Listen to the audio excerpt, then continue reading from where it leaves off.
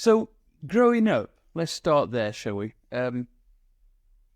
Did you know right from the start that you had a musical talent? I mean, you one of those guys that just pick shit up and... I mean, again, I don't know if I had talent. What I had was a sort of desperate enthusiasm. I mean, I remember being, I guess, 3 or 4 years old, and I was in the car with my mom, and Proud Mary by Creedence Clearwater Revival came on, and I was transfixed. I wouldn't get out of the car until the song had ended. And from that point on, the only obsession, well, apart from girls, the only obsession I had was music. But just, and I don't know if your experience was similar to this, but I was obsessed with everything about music. I was obsessed with liner notes, record stores, radio stations. I thought that bumper stickers from radio stations were unspeakably cool. And then when I was around 9 years old, one of my mom's boyfriends had left a guitar at our house, and I started playing around with it, and my mom signed me up for lessons. And I never thought of myself as being a musician. I just thought of basically making music as being one other facet of being obsessed with the world of music. Yeah, that's interesting. So, I mean, I'm self-taught as well. I never learned how to read or write music. And I often say to people that it's a good... it's proved to be quite a benefit to me in a lot of ways because, obviously I work with, like you've just done an album with orchestras and stuff, and presumably you can read and write music and do all that shit. I just regard it as like hiring a plumber. I just get a plumber in to do it. Because I've got all the things going on in my head, but I can't get it out. But so you had all the formal training? And I had what I think of as like idiosyncratic formal training. And what I mean is I had a guitar teacher, and he wanted me to be a virtuoso guitarist. And so we studied music theory. I played Bach, but he wanted me to be a jazz guitarist, and he loved heavy metal guitar. So sometimes we'd be working on a weather report song. Sometimes we would be trying to, he'd be trying to teach me Eruption by Eddie Van Halen. Other times it would be Bach. We'd be discussing weird nuances of music theory. And that was from the time I was around 9 or 10 until 13. And then, as is probably the case for almost everyone you talk to, I heard The Clash on the radio. Right. And I thought, wow, I don't want to be a virtuoso guitarist. I don't want to be Eddie Van Halen or Andres Segovia. I want to be Mick Jones and Joe Strummer. Wow. And around that time, I also heard Gary Newman, because he had a weird hit Cars was a massive hit single in the States, which was so surprising because no other song like that had ever been a hit single in the States. And so I didn't know that there was a difference between The Clash and Gary Newman. I thought, okay. In a sense, they were both punk, it's just... Yeah, I was like, they're from the UK, they have short hair, they play short songs, and they don't have guitar solos. Great. To me, it was all, I was 13 years old. It was all of a piece for me. And I just wanted to be a part of that. And so I started a weird little punk rock band, and we didn't know any better. So we would play Sex Pistols covers, but we would also play Elvis Costello and Gary Newman covers. And so many people started with weird punk bands. I mean, I did before I discovered I loved electronic music more. I mean, you're 10 years younger than me, and I often attribute my love of electronic music to growing up with like the Space Race and the future looks so shiny compared to the shit that I was living in Sheffield, and I just thought, well, this is great. The year 2000, incredible. And so, did you have a sense of what I think I'm getting at is, did you have a sense of futuristic ambition? Oh, absolutely. The one, because I grew up in a very sad suburb. I hated the environment I grew up in. It was, just everything about it was depressing and claustrophobic. And so anything cultural that represented an ability to leave that, even if it was reading a book, if it was, listening to music, if it was watching movies, if it was watching Space 1999 or Star Trek. And so the future, what you're describing, that sort of the synthesizer driven future was so aspirational. Yes. But the problem I had was I didn't know how to make that music. As like synthesizers, no one in 1980 or 79, like I could afford a guitar. I could cut lawns and save up $50 to buy a guitar, and I could borrow money from my grandmother to buy an amp that got loud. But the idea of buying a synthesizer, like no one could afford them. That's true. And it seemed like such a barrier to entry. Like how in the world, there was no such thing at that point as like an entry level synthesizer. Right. And I do remember though, then finally, I guess it was around 1984, I got my first synthesizer, which was a Korg micro preset. Oh, great. OMD used to use one of those. Which I found, so that was my first synthesizer. I bought it at a secondhand shop because this was right when MIDI was being introduced. And so clearly at that point, no one wanted keyboards that had no sync capability. It didn't have DIN sync, it didn't have MIDI. And I bought it. And as time passed, I just ignored it and ignored it and ignored it. And then I read an interview with OMD, 15 years ago. And they said that was their original synth. That's it. And I went back and started playing around with it. And now that's that's what I use for almost everything. Wow. We were, as I say, we're a little bit older than you, well, quite a lot older. And we had the same problem. We had no money, but we started work, both myself and Ian Marsh from M70 and the Human League started work, and we could get a hire purchase agreement to buy an entry-level synthesizer, or a little bit better actually, a Roland System 100, which is like, modular, and I got a Korg 700S. And but before that, it was like, when I was 15, I went to see Keith Emerson and The Nice and Emerson Lake and Palmer and all that stuff at the local city hall, and it was, they're banks of shit. Literally, I only realized later on that a lot of it was just stage props. Yeah. Just money, which is probably account for the fact he smashed up a B3 every night. But anyway, yes, so we started from a similar place in a strange way. But tell us about that moment where you moved from being a punk into, I think I want to do electronic dance music. Well, really, it was, I went to, you've spent a lot of time in New York, right? Yeah. So, as you know, 48th Street in New York was where all the music stores were. Yeah. Manny's, Sam Ash. And my friends and I, when I was maybe 15 or 16, we kept going into the city to see bands, to occasionally save up enough money to buy a record. And we would walk up and down 48th Street, like looking in the windows at the equipment we couldn't afford.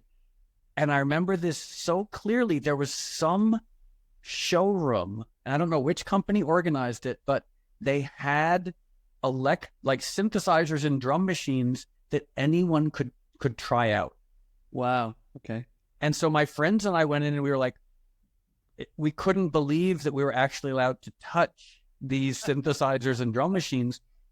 And I started playing around with them, and my friends had to almost literally drag me out of there. Like hours had passed, and I was just transfixed by the fact that there were synthesizers in front of me and I was allowed to touch them. And so at that point I was like, I need to move heaven and earth to try and get a drum machine and a synthesizer. This was this was 82, 81.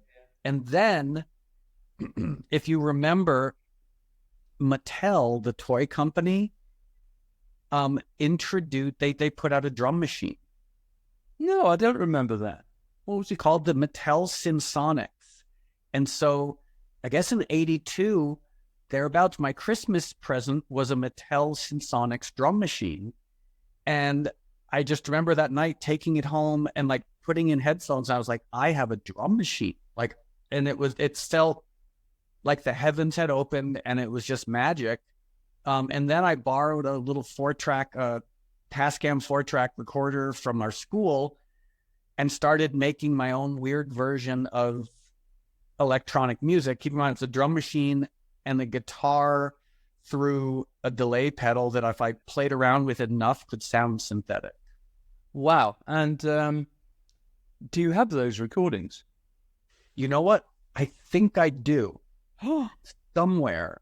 I actually recently hired someone because I have thousands of hours of old music. And so I've hired someone to go through all these cassettes, mini discs, DATs, CDs to digitize, I don't know, 15 years worth of demos that I don't even remember. That's like Aladdin's cave. I mean, there are plenty of people out there would like to hear that, I'm sure. It's Aladdin's cave, but it's also, I work under the assumption that 90% of it, no one should ever hear because there's one terrible variable, which is I sang on a lot of it. So the instrumentals, the electronic instrumentals from the early to mid 80s, the late 80s are probably pretty interesting because I was working, then eventually I got a Casio CZ101. Yeah. And a 606. And so the electronics were pretty interesting, but my vocals, I was really trying to sound like a cross between Morrissey and Ian Curtis. and my lyrics were so bad, just like lovelorn, sad, gothic lyrics. So like I'm ready to be crippled by humiliation when I actually go. Oh, come on. People love it.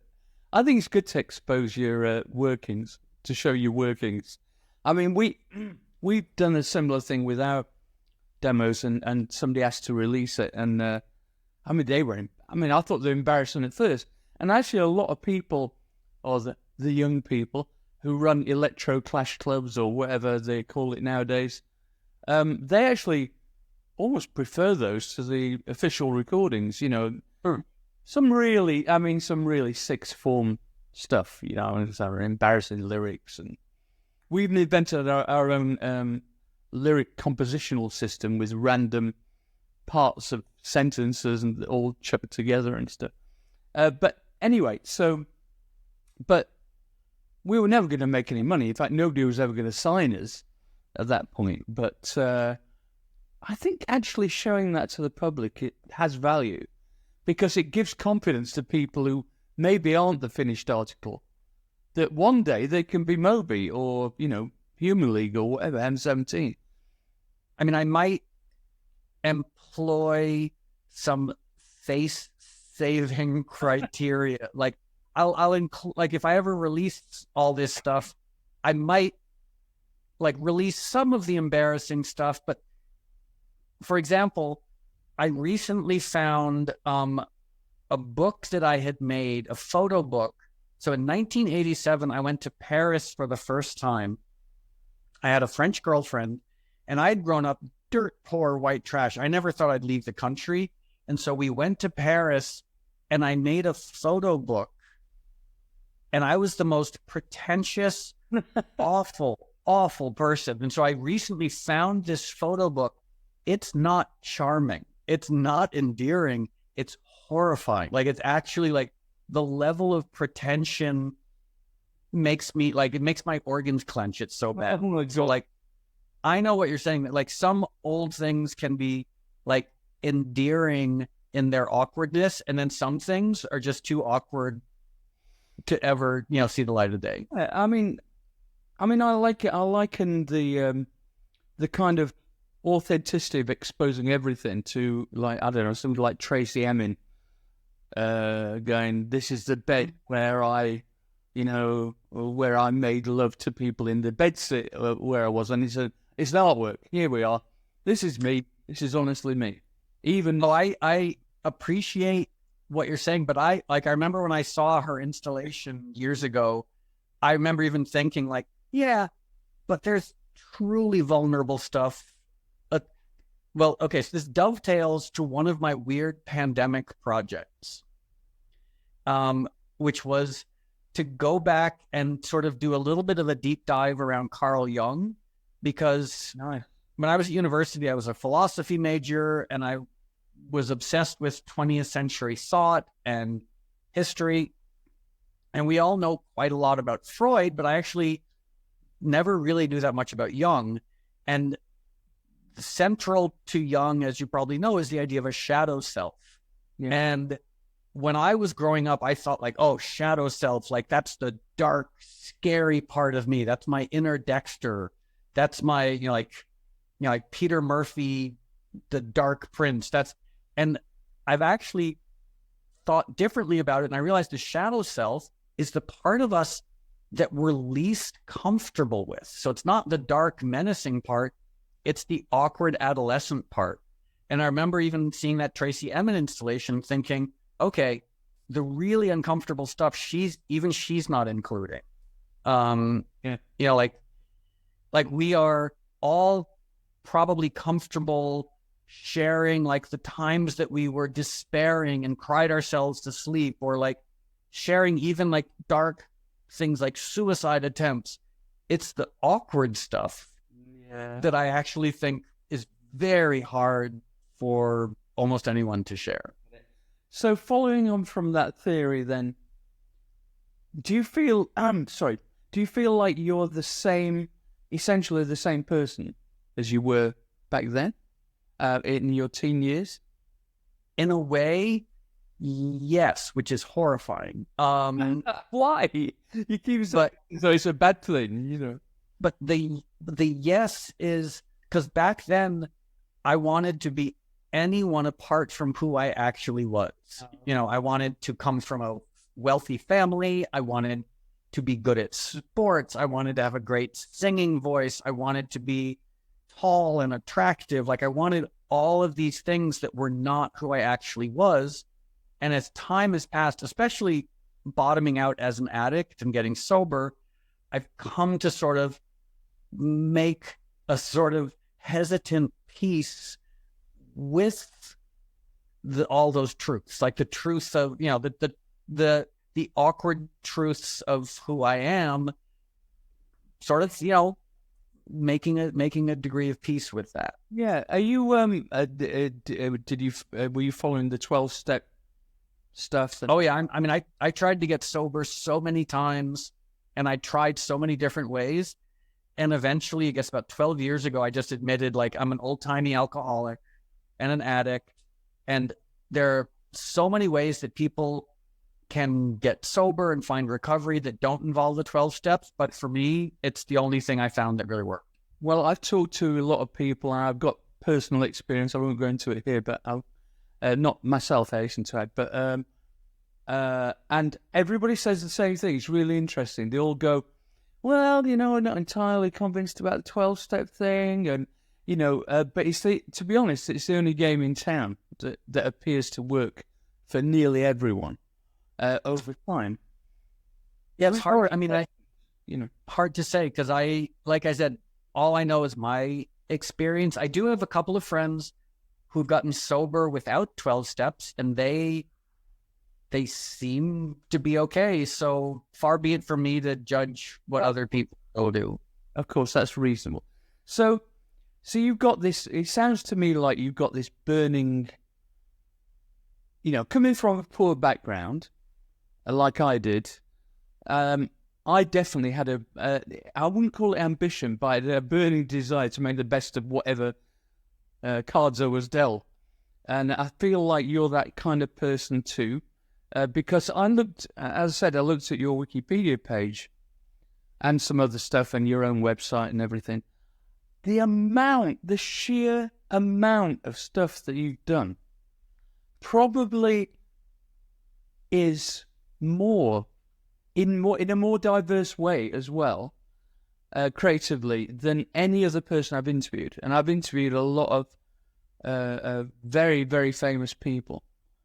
And it's just incredibly impressive.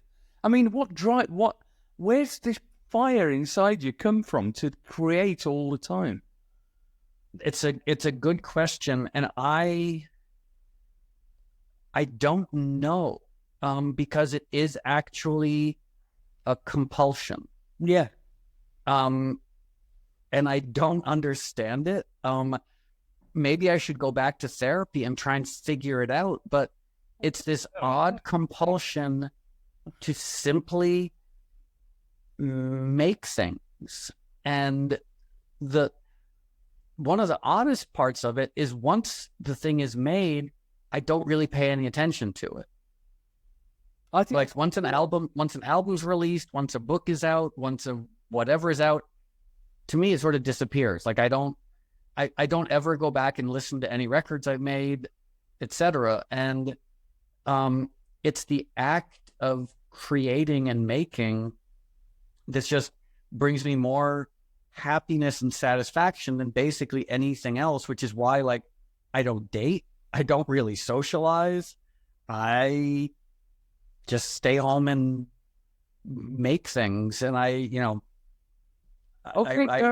He doesn't have a pile in. Everybody pile in. No, I think it's a beautiful thing that you're saying. Interestingly enough, I was listening to another podcast with Sinead O'Connor, and she was saying more or less the same thing. And something that I agree with you and her about is I'm only truly ever happy when I'm being creative, I think, or at peace. Yeah, there's a magical joy to it. Yeah, yeah, and I have a huge favor to ask you right now. Go. I really need to pee. Can I take? I'm just gonna go quickly pee for 30 seconds. I'm getting a little distracted, and I feel like in order to give I'll fill in our conversation full attention. So I'm gonna go pee. I'll be right back. Yeah, cool. Well, this is a first on the podcast. What shall I say? I'm going to try and make a joke out of it. It's not really funny, though, is it? We'll move on to the work, I think. There's just so much stuff. Definitely not want to get through all this. But it's interesting, the whole thing about the creative process fascinates me. And I want to dig deeper into that, because I think, anybody can go and find out what the whole thing is, what the whole history of Moby's work is, but you don't very often get a chance to find out what makes him tick.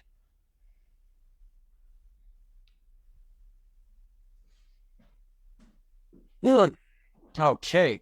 Are you there? Yeah. Okay. So that's better. You can relax now. Yeah. Feel free to break anytime you wish. It's fun. No. That was just I was sort of trying to ignore it and then realizing, like, I had a giant pot of black tea earlier and I couldn't ignore it. Diuretic, right? So there you go. Yes. Yeah. So I was going to start piling through your gigantic amount of work, but I think the most relevant thing is, because I teach students in commercial music production and commercial music songwriting, and I'm really interested in how you kind of evolved through this punk thing, and then you got interested in electronics, but also the creative influence that approaching things from a DJ's perspective has on creating stuff. Because I personally DJ myself, not anything like the level that you've done forever, but I totally understand the creative nature of this beautiful admixture of different influences that a DJ has to learn to be able to manipulate the mood of an audience. And I just wanted to ask you what your views are on the special benefits of coming from a kind of DJ background. Well, it's funny because contextually, long before I started DJing, as we discussed, like I played classical guitar and played in punk rock bands and etc. So I came to DJing late in my musical life, but the thing I'm really grateful for, it's not the big celebrity DJ stuff. It's when I was 19 years old and I was DJing in a dive bar in a place called Portchester, New York. And I got paid $25 a night, and I played Mondays and Wednesdays, and I played for 6 hours. So I was my math is not great, but that's about $4 an hour. And what I learned was, and developed over time, was that immediate sense of how music sounds in a public capacity. And then later became this understanding of almost like the physics of sound, like recognizing like that some songs couldn't be played because of the way they were mixed. And then when, like, for example, like New Order, The Perfect Kiss was a huge DJ single in the early to mid 80s, largely because it was mixed so well. Like same thing with Blue Monday. Like they were so easy to play. When you heard that kick drum, you're like, oh, that will cut through everything. And hip hop, house music, techno, etc. You had to apply that sort of physical sonic criteria to everything, so you wouldn't, and because, for example, most of us, when we listen to music, if it's mixed poorly, we're like, well, okay, I can still hear why this song is good or not. But if you're a DJ and you play something that's mixed poorly and the people stop dancing, you get fired. It's actually like this dive bar, I needed my $25 a night. I couldn't afford to get fired. So I had to figure out how people were going to respond on a very physically to the physics of sound. That's a really interesting point. I've never heard it explained like that. So, but this clearly informed the way that you put your kind of breakthrough album together, I suppose. Which is Play, I suppose. Is it Play? Yeah, Play. I mean that is very much like I don't know. I felt the same way about that as I felt about the Avalanche's first album, and the way that everything kind of, it takes a great curatorial ear to put things together that are from disparate kind of attitudes and sources, and that's a fantastic talent that is really a lot to do with or has a lot in common. If it's a Venn diagram, it overlaps with the skill of a DJ and the idea of blending tracks together, creating a continuous mix. And I know it wasn't a continuous mix. I'm not saying that. I'm saying that your appreciation of the sonics, as you describe it, is so beautiful. I was just playing it quietly in the background while I was writing my notes. And it works at any level, interestingly. Yeah. And the odd thing about that record is I thought it was the last record I was going to make. Like, I really thought Daniel Miller was just doing me a favor by releasing it. Because I had been dropped by my US record label, and by the end of the 90s, I thought, okay, my career is over. I'm going to go teach philosophy at community college. And Daniel Miller is being very charitable and releasing this one last album, because the album was made in my bedroom on the cheapest equipment. No. I mean, it really is. It's always, I'm very surprised and flattered when people think that there is some sort of technical fidelity to it, because it was made on a Soundcraft Spirit board. Oh my God, I used to use one of those back in the day. Yeah. Yeah. And I had no idea what I was doing, but somehow it came together and it worked out. But like, it is funny how, I don't know, I've tried working in bigger studios and, working with better equipment.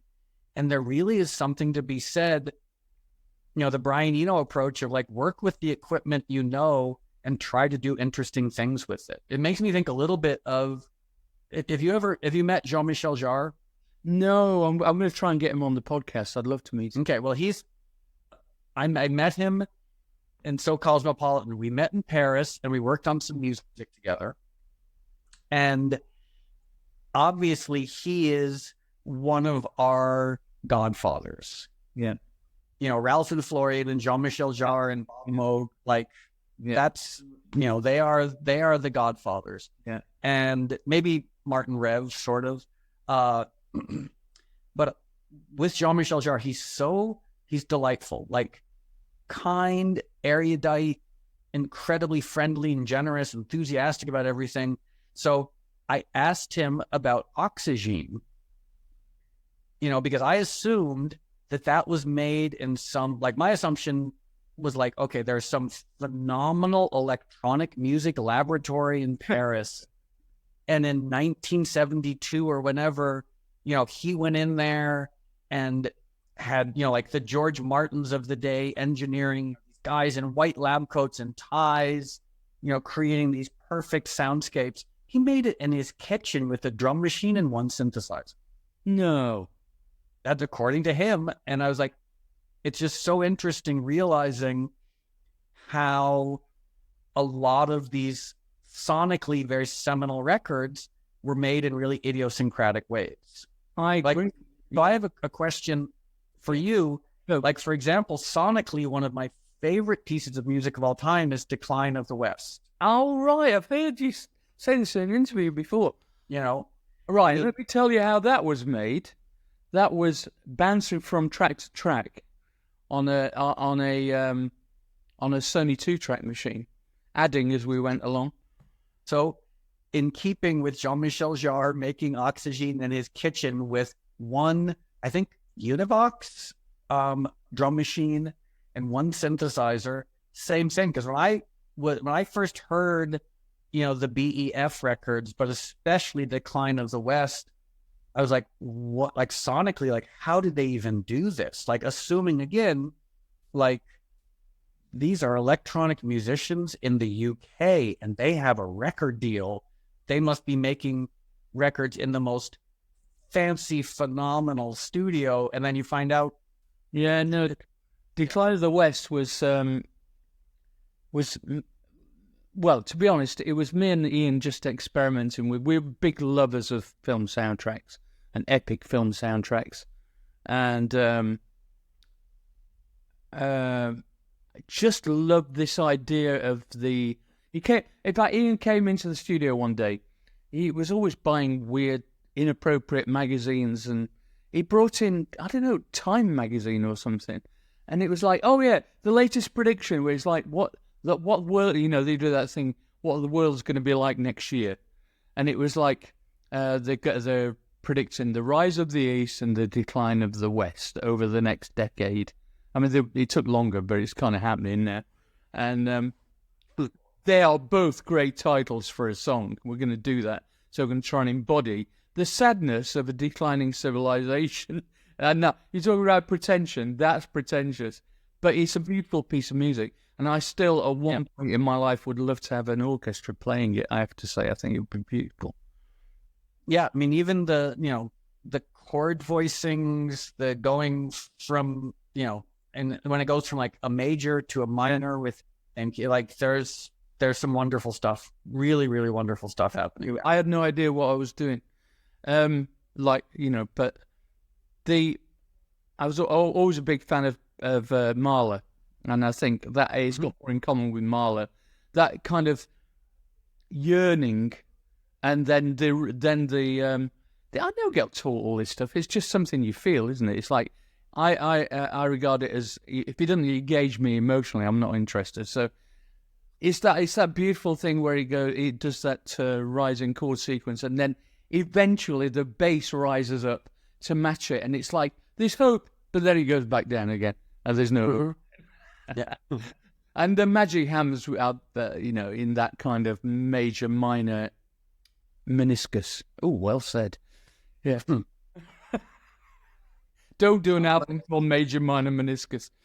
But it does, speaking of Venn diagrams, really because what you're describing is ultimately like, the sole criteria by which music is assessed is subjective emotion. Yes. But at the same time, there's the practical mechanics of delivering that.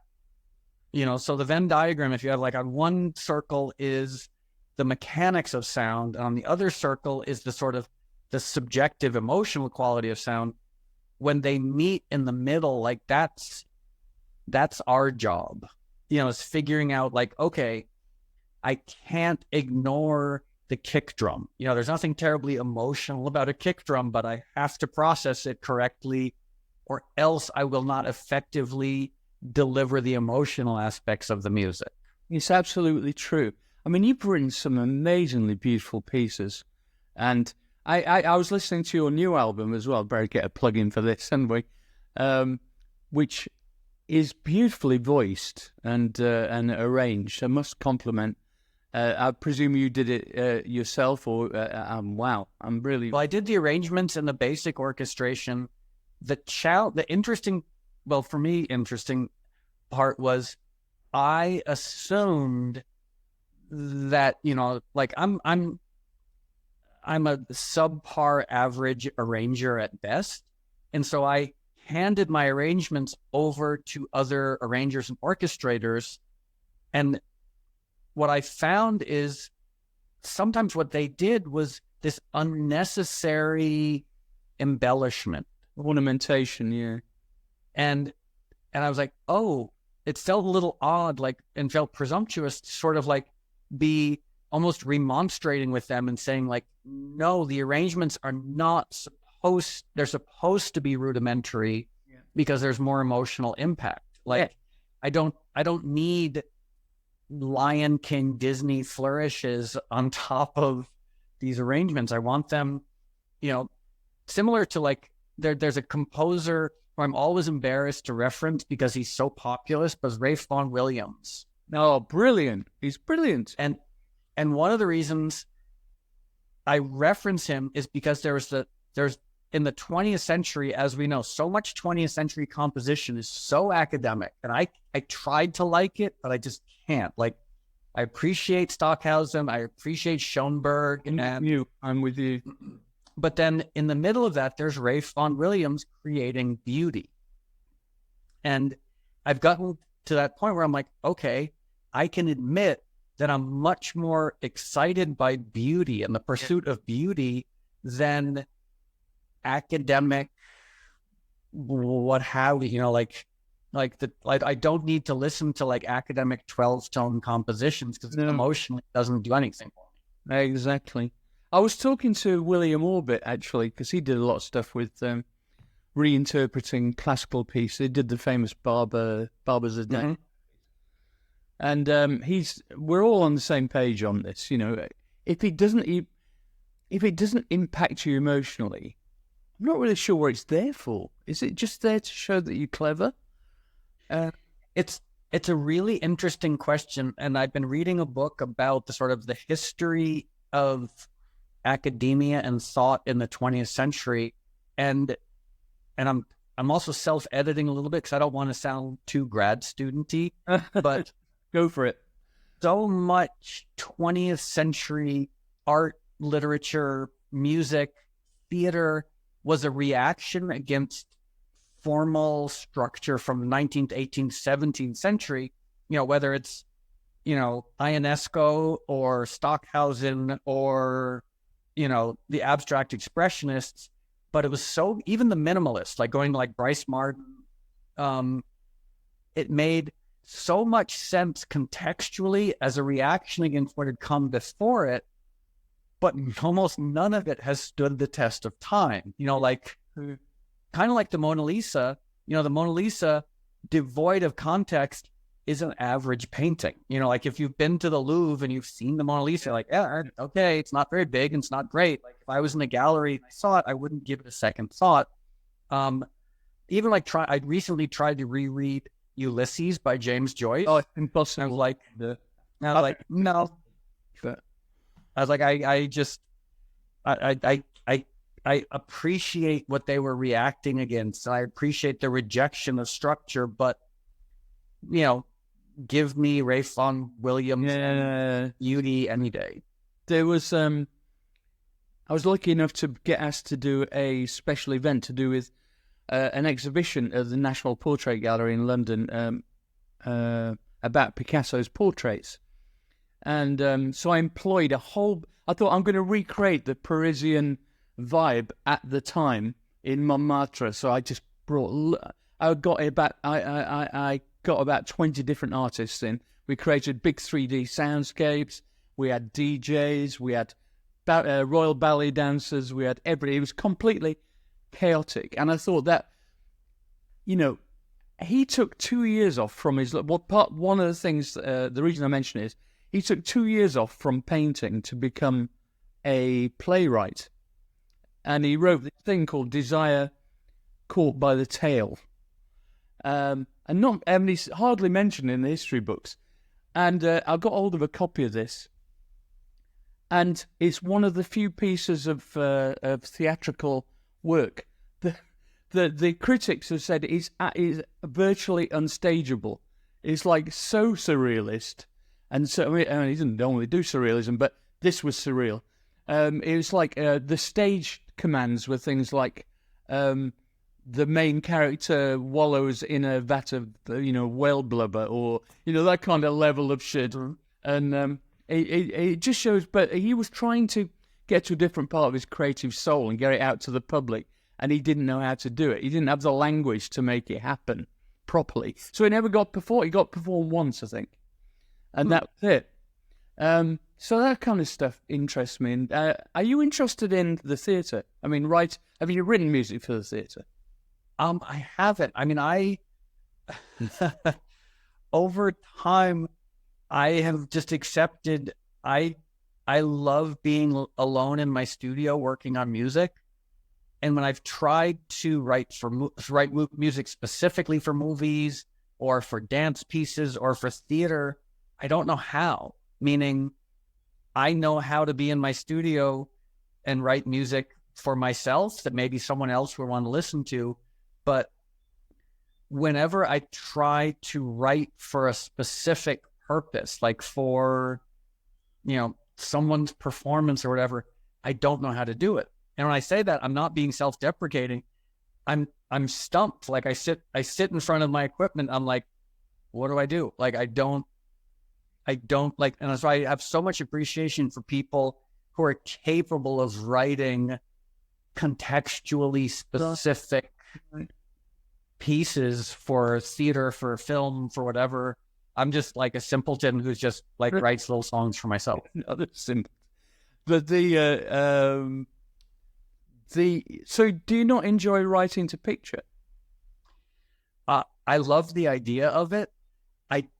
Whenever I've had music in movies, it's music that I've written for myself that I've handed over to a director. I see. So I've never actually written a piece of music for a film that was actually used in the film. Like I've tried, and I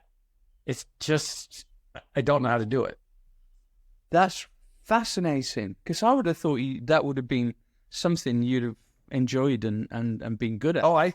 When I moved to Los Angeles after I got sober, and I got a high-powered composing agent, and I started trying to do film composing and realized I'm pretty good at letting people use music that I've written for myself, but I absolutely am stumped at trying to write music for a film or a TV show or what have you. I mean, what I find absolutely incredible is that a lot of the stuff that you write is so amazingly evocative and paints imagery in people's minds as they listen to it. It does to me, and I'm sure it does to... That's a large part of why you've been so successful doing this stuff. Is because it's not just because, oh God, we can use it in that advert, or we can use it in that film, we can use it. It's because it evokes such powerful synesthetic imagery. I'm just amazed. Anyway, you've amazed me that that it's because I think you'd be fantastic at it. Maybe you just need to give it another shot. I'd love to think I'd be part of persuading you to do it. Because I love your work. I just think, it deserves an audience in different contexts, And another thing I realized when I was doing my research is the sheer amount of collaborations you've done with people. I mean, you must get on really well with people. No, you know what it is I am unapologetically mercenary when it comes to getting people to sing on my records. Oh, I see. Right. Because, when I don't know if you had this experience, but when I was 14, 15, I really wanted to sing like David Bowie. Yeah, we all did. Yeah. Like I really, I remember singing along to Low and Station to Station in my bedroom being like, okay, I'm going to be in a band and I'm going to be the greatest singer of all time. And then I started singing in a band and I realized, my voice is average at best. And so at that point, I was like, okay, if I want voices on my records, like I'll sing occasionally, but if I want beautiful, dynamic, expressive voices, I have to work with other people or vocal samples. And so you remember the first Terminator movie? Yeah. You remember like the recurring thing of like seeing things from the Terminator's eyes? Like he goes into the world, like assessing things, whether or not they're his, I guess, Sarah Connor or where he was pursuing. I'm that way with vocals. Like I go out into the world, no matter where voices might live, just looking for vocals and looking for voices. So the collaboration, the truth is, I hate collaborating with people. No, like every time I love the creative end results. And you're a very amenable person. Well, I like people, but I really don't like being in the studio with other people. And so every time I'm in the studio with a singer, which has now been 500 times, every time I'm anxious beforehand and I can't wait for it to end. I just want, like, my ideal way of collaborating with someone is to never meet them in person. You must be you must be a very miserable person because you've done so much of it. Good Lord. Because it's that desperate pursuit of beautiful voices, for example, on the album Reprise that you referenced, like Chris Christopherson sings a song. Yeah, I heard that's fantastic. And the way that I sent him and his wife the Pro Tools session, he recorded his vocals in his studio and sent it back to me. And I was like, it was the best of all possible worlds. And I like Chris Christopherson, but like the fact that this magic voice was delivered to my Dropbox, I didn't have to be there. So remote working is your ideal modus operandi? Working in a way where I don't have to encounter human beings is my ideal way of working. You're making me laugh. And I believe you. I don't believe you say this for effect. Okay. It's probably why, that as we were talking about that moment that I had in 81 or 82, when I was playing with synthesizers and drum machines in that weird little showroom on 48th Street, I was like, oh, I don't have to work with people. I can work with instruments. And it's so great because you don't have to talk to them. You don't have to interact with them. You don't have, So, right. Okay. But I mean, I'm being a bit naughty perhaps, but maybe back in the day, some of it was because of, because you were under the influence perhaps, and you felt kind of like there was a distance or something, perhaps. I don't. Well, what I think is kind of odd is when I was a crazy alcoholic and a crazy drug addict, there's only one part of my life that I never, like one aspect of my life where I was never drunk or high, which is working on music. Yeah, I still to this day, I've never, I was drunk for holidays. I was drunk for relationships. I was drunk for friendships, for funerals, for everything. The one thing I was never drunk for was being in the studio working on music. Interesting. Which, as you're in the UK, I feel like anyone from the UK hearing that's probably the most mind-boggling thing they've ever heard. Yeah, you're coming out with some good ones, I must say. What about performing live? I mean, you performed with, good Lord, I mean, so many tours are great. The Shaman, Prodigy, Aphex Twin, Orbital, Red Hot Chili Peppers, Soundgarden. I mean, good Lord, you must get on with people live. No? Well, I mean, some of those people I actively really like. When Aphex Twin, I really like his music, but we did not enjoy each other's company very much. Okay. Read that. He was challenging. But the other thing is performing. I would get drunk the moment I walked off stage, but I never performed drunk or high. Right. So you were the party guy afterwards then? Oh, yeah. I mean, at one point, at the height of the lunacy, I had an assistant whose only job was throwing parties. Okay.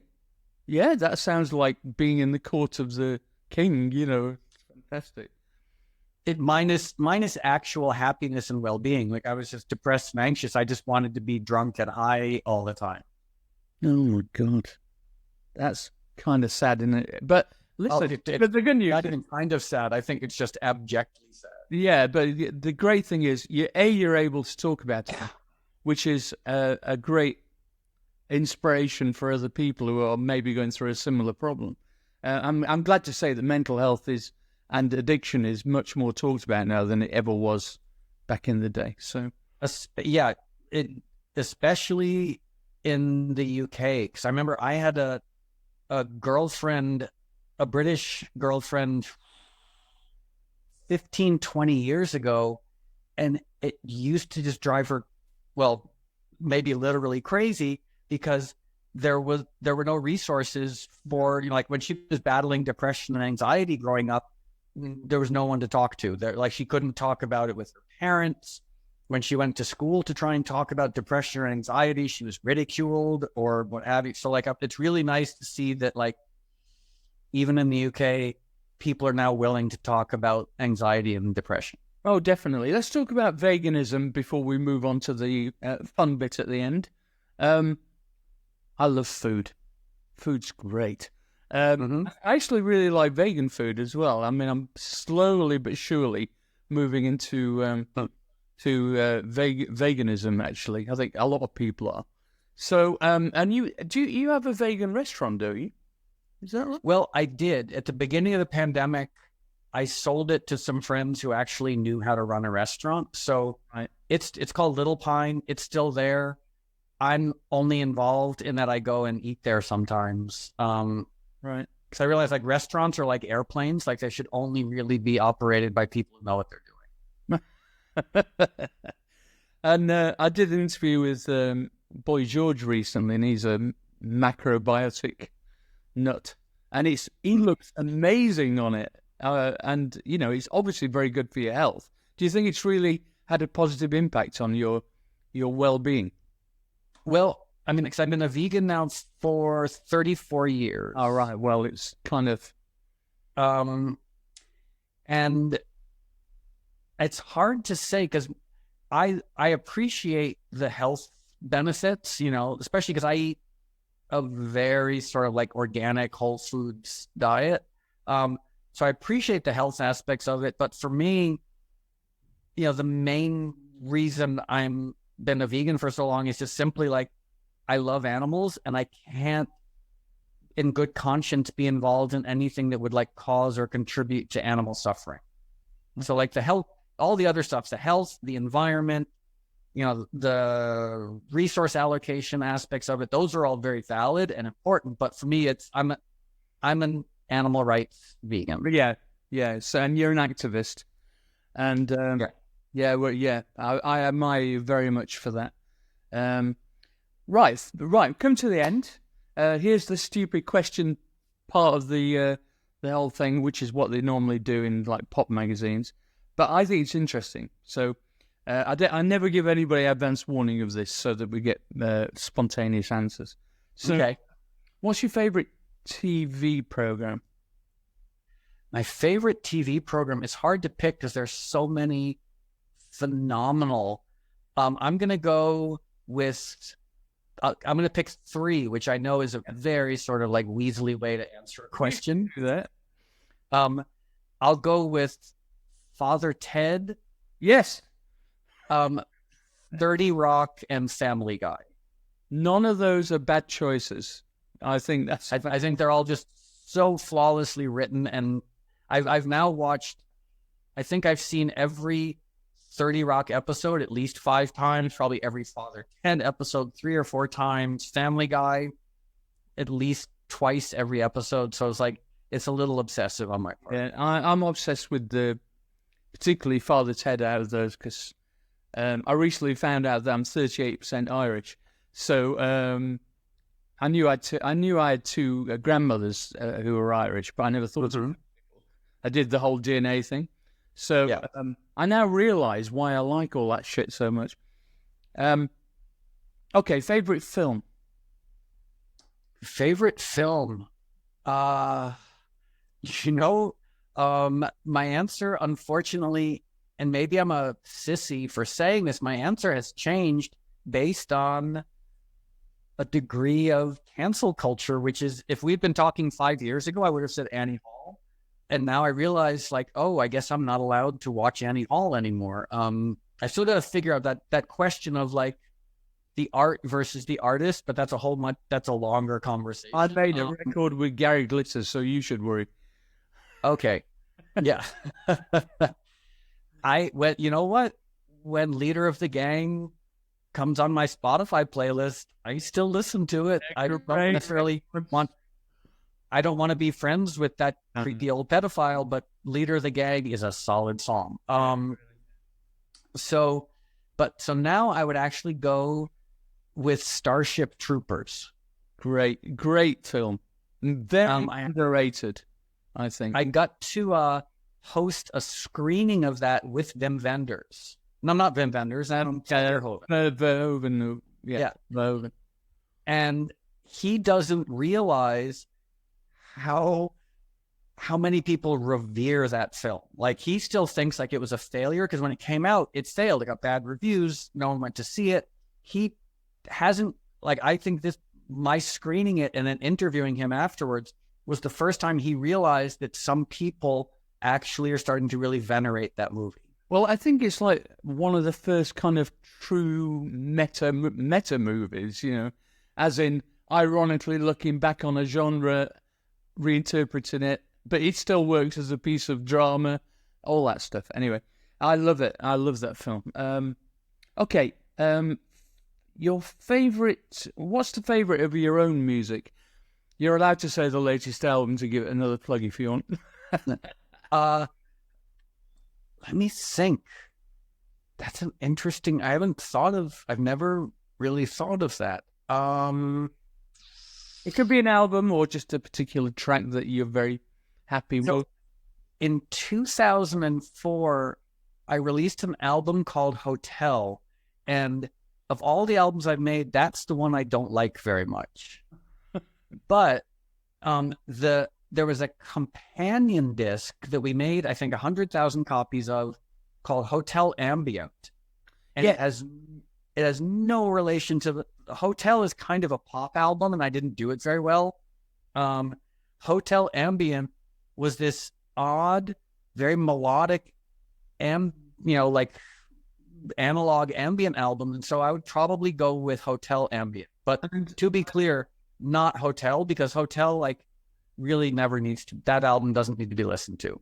I listened to not the whole Hotel Ambient album, but I listened to about 4 or 5 tracks, and it's a thing of beauty.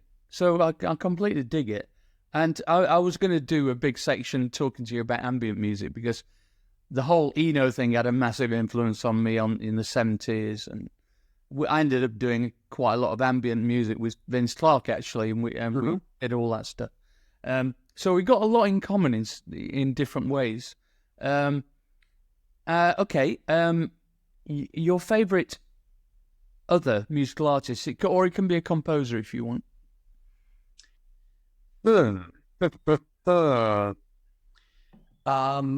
Again, it's one of those hard ones because there's like thousands and thousands of people to choose. You can let's say just one of them. It's a very. I mean, it might change from day to day. That's the thing. It does it with me. Yeah, I mean, and also because like there's those musicians, artists, composers who've done phenomenal things and also terrible things. Like if you listen to the first 3 Devo albums, you would think that Devo were the greatest band of all time. Well, I happen to think they are close to that, but then you listen to like the albums they made after that, like Oh No, It's Devo, and you would understandably think that they're not very good at all. They were great live. Oh yeah, and Mark Mothersbaugh, I see him pretty often in LA, and he's such a fantastic oddball. Yeah. But weirdly, I'm gonna go with, and it's such an odd choice, is George Gershwin. Nice. And the reason for that is I just recently re-listened to Rhapsody in Blue from start to finish. And what's so fascinating about it, anyone listening, we've all heard the main themes from Rhapsody in Blue a billion times. But if you listen to the whole piece, it's one of the most spectacular orchestral pieces ever written. Like it's so if you and the people who are listening, I would say go listen to Rhapsody in Blue from start to finish, especially like the Leonard Bernstein recording. It's one of the greatest pieces of music ever written. Did your latest album, Reprise, is on Deutsche Grammophon, right? Did you get a chance to raid their stock cupboard at all? Because there's loads of stuff. I know everything's online now or on Tidal or whatever, but I used to love those Deutsche Grammophon records with the yellow banner at the top and all that. Oh, I mean, I worked in a record store when I was 19, and at the time I was living in an abandoned factory, and I had no running water. I was living in a crack neighborhood, but I remember unpacking boxes of classical records and seeing that logo, and it felt so sophisticated and elegant. And if you had gone to me back then, as I'm peeing in a water bottle in my abandoned factory, and said, at some point you will work with an orchestra and make a record for Deutsche Grammophon, there's no way that was even remotely in the realm of possibility. Isn't that great, though? It's fantastic that you did that. It's just brought back to me I think the 2001 soundtrack came out on Deutsche Grammophon. Oh, no, I'm getting confused. No, I know where it was. In Clockwork Orange, there's that scene where he's saying how brilliant Beethoven is, and he pulls out a Deutsche Grammophon, tiny little tape that big. That's right. I think, unless I'm mistaken, in that scene, he also references his favorite band. Actually, it's the girls who mentioned the band. But what you getting, Bratty? The Heaven 17, Goggly Goggle, Johnny Gibago, all that. Yeah, thank you for that, Q. We're a good double A. It's good, this.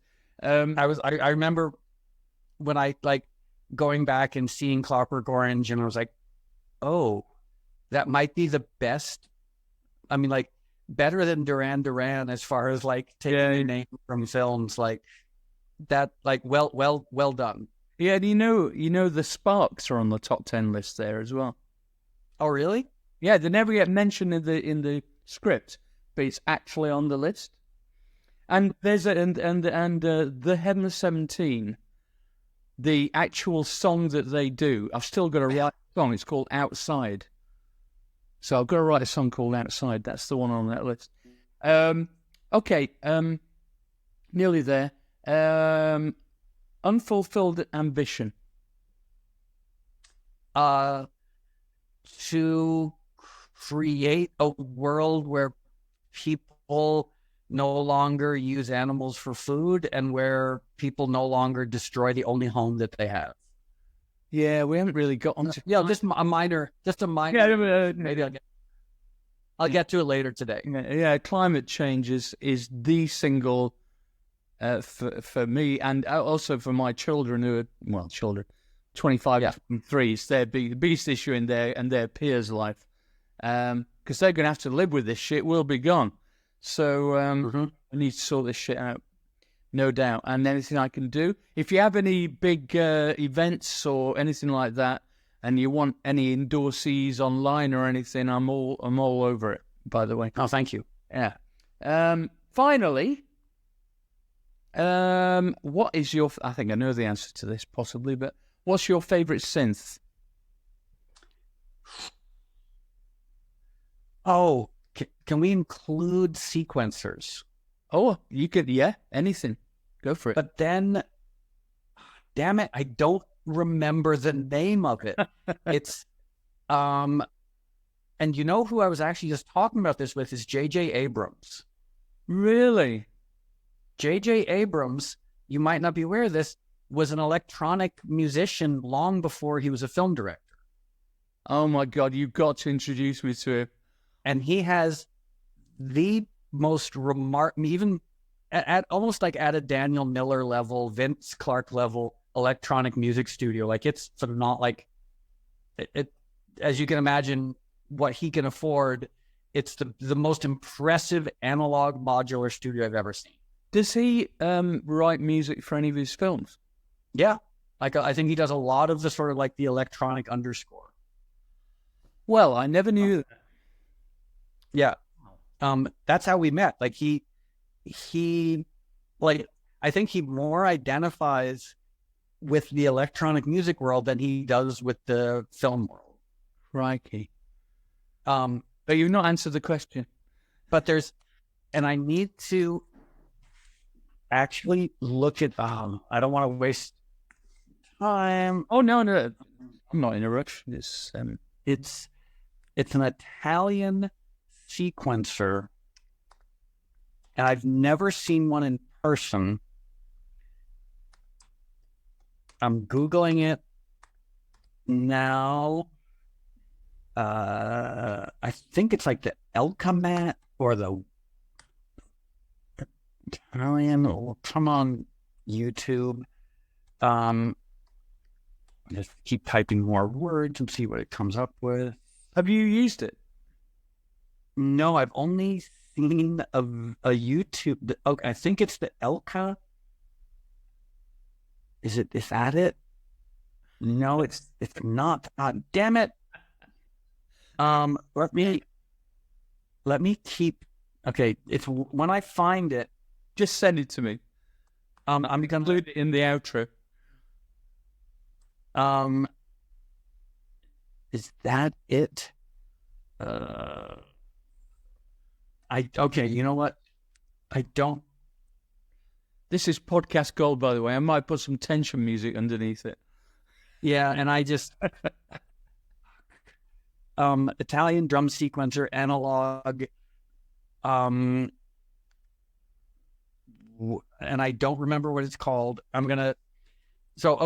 So if I can find it, I will just publish that. Yeah. But apart from that, I'm gonna go with perhaps an obvious one. And I sold mine a few years ago. I sold all my vinyl and all my almost all of my equipment and gave the money to a charity that I work with.